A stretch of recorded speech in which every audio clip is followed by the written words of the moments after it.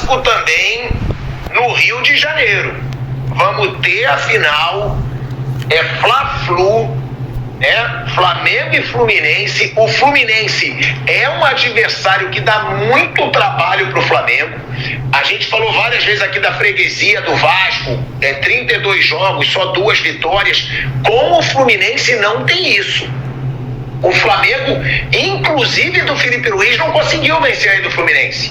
Teve uma derrota no Campeonato Brasileiro e teve um empate nesse Campeonato Carioca. O que esperar dessa final é a 7ª vitória, é a 7ª final seguida do Flamengo no Campeonato Carioca, contra um adversário que tem o Arias, né, Mauro? Que é um jogador que eu acho um dos grandes jogadores aí de ataque do futebol brasileiro, e tem o Canóbio também numa crescente no Fluminense. É um adversário, até um dos adversários que o Flamengo tem mais trabalho no Brasil, Mauro, e não só no Rio de Janeiro. Tem sido, né? Agora tem vários recortes, né? Você pega o recorte de 20 jogos, é um cenário totalmente favorável ao Fluminense. Pega o de 10 jogos, já é favorável ao Flamengo. Dos últimos 10 jogos, o Fluminense só venceu aquele jogo do ano passado, o Mano Menezes contra Felipe Luiz, que foi também um jogo do meio ali, chegando em semifinal de Copa do Brasil, né? O Flamengo estava dividindo atenções e perdeu aquela partida. Eu acho que a grande questão para esse jogo que me chama a atenção é que o Fluminense foi um time agressivo em Copa do Brasil, agora contra o Águia de Marabá, fez 8, contra o Volta Redonda, fez 4, venceu lá o Caxias, lá no interior gaúcho, da Serra Gaúcha, por 2-1, também na Copa do Brasil. Mas como vai ser contra o Flamengo, né? O Canóbio vai ser um jogador fazendo gols, dando assistências, ou vai ser aquele jogador do último 0-0 que trabalhou mais defensivamente do que ofensivamente, né? E muito bem, por sinal. Acho que a postura do Fluminense é que pode pautar essa partida de outra forma, né? O Flamengo a gente sabe como vai jogar como sempre, não tem a menor dúvida disso. Vai jogar pressionando o Fluminense. Mas e o Fluminense do Mano Menezes? Não é o Fluminense do Fernando Diniz, é do Mano Menezes. Vai jogar de que forma? Como foi no 0-0 recente, né? Se defendendo basicamente, não chutou a bola no gol, né? Porque o jogo não decide amanhã, decide no final de semana, que é o jogo decisivo. Ele pode simplesmente jogar para empate e para tentar resolver no outro jogo. Então acho que a estratégia do técnico do Fluminense é que vai definir mais ou menos o que pode ser esse jogo, né? Vai encaminhar aí essa partida. É um jogo que o Flamengo costuma ter trabalho e tem aí um baita desfalque, tá? O Flamengo vai ter o desfalque do Bruno Henrique, provavelmente para os 2 jogos, hein? Mas, Mauro, você tem esse retrospecto? Você falou isso há pouco tempo, né? Ou não? Você não tem agora em mãos? Existe o seguinte, entre 21 e 23, houve um momento que o Fluminense ganhou 7 jogos em 10. Perdeu 2 e empatou 1. Isso foi entre 21 e 23, tá? Começa na pandemia e termina naqueles 4-1 da final do Carioca de 2023. De lá para cá, o Fluminense só ganhou o Flamengo uma vez. Uma vez, perdeu 4 e empataram 5 vezes. Então, aquele momento que o Fluminense ganhava do Flamengo seguidas vezes, foi há 2 anos que terminou. Depois ganhou uma vez só. Perdeu 4 partidas e empatou 4. Algumas, como esse 0-0 recente, o Fluminense não atacou. Jogou para empatar.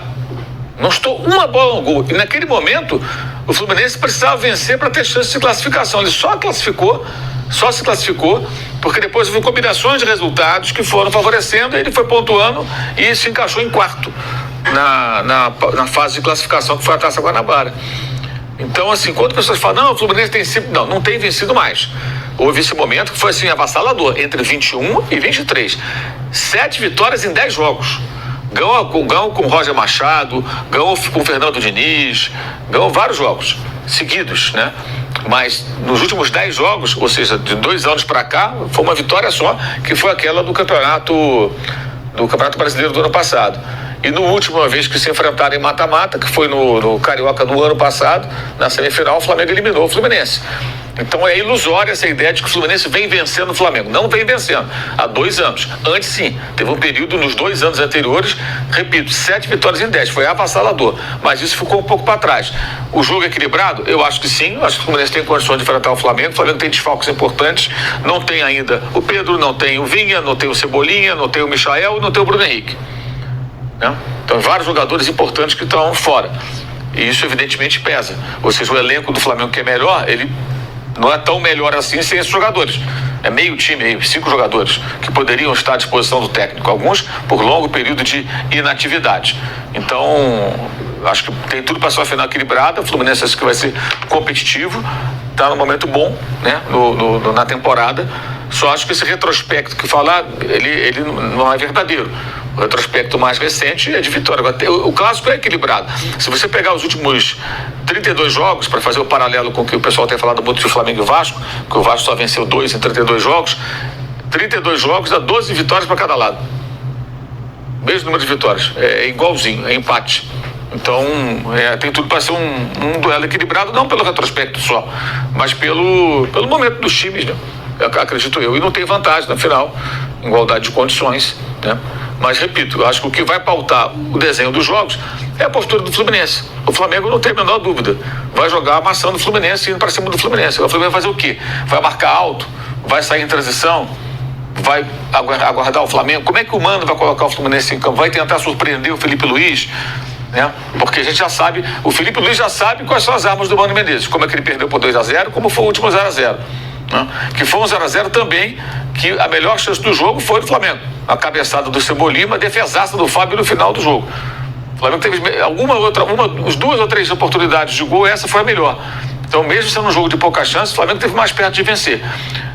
Mas eu acho que o Mano vai jogar fechado.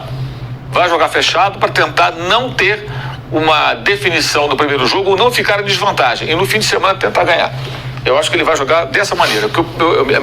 A minha expectativa para esse jogo, acho que vai ser isso. Tentar repetir o que foi no 0-0, jogar por uma bola, e aí empatou. Se ganhar, ótimo. Se empatar, beleza. No final de semana resolve. E o Felipe Luiz vai jogar do jeito de sempre que tem jogado aí, não tem a menor dúvida disso. A não ser que, sei lá, tiver um jogador expulso no começo, aconteça alguma situação anormal. E a dúvida também é de quem vai substituir o Bruno Henrique. Se ele vai com o Juninho, que seria o mais lógico, mas está voltando de uma lesão, não sabemos como é que ele está treinando, como é que está a condição dele para começar a partida. E aí eu acho que a possibilidade é entrar o Luiz Araújo e o Plata jogar como atacante mais centralizado, o que pode ser interessante também, até usar o Arrascaeta como falso 9, o Plata circula bastante, recompõe mais, pode dar um pouco mais de conforto para o uruguaio, que aliás está devendo uma atuação, né, do nível de Arrascaeta, né? As partidas não são boas, o momento dele não é bom, não tem jogado bem, né? Eu já falei isso aqui, inclusive outras vezes, no domingo a gente falou bastante sobre isso. E está querendo renovar, né, Mauro? O empresário dele quer renovar, mas não vai renovar. O Flamengo não vai antecipar a renovação. A informação que eu tenho, já tenho aqui na semana passada, é de que vai reunir, vai conversar, vai receber, vai tomar um café, mas não vai renovar. Que o contrato dele vai até o final do ano passado. O entendimento dentro do departamento de futebol do Flamengo é o seguinte: não tem cabimento essa discussão. Mas tudo bem, o cara quer uma reunião, vai lá do Uruguai, vamos conversar com ele, recebe, o Boto recebe o cara, conversa. Mas o que eu soube é que o Zé Boto ficou meio sem entender nada. Tipo, como assim? Renovar o contrato agora? Faltam cerca de 22 meses para acabar o contrato. Por que renovar agora?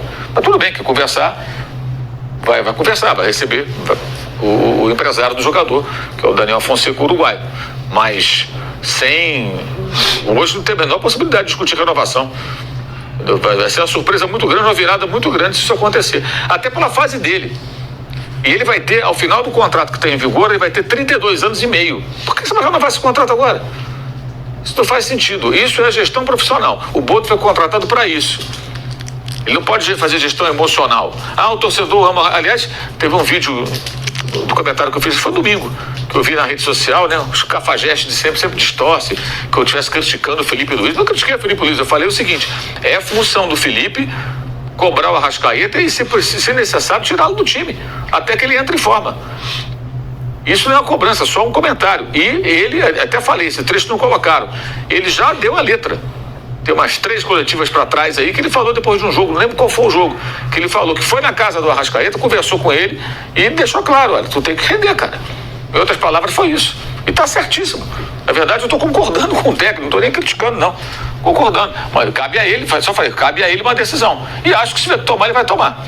Ele vai tomar. O Arrascaeta, tá muito abaixo, muito abaixo.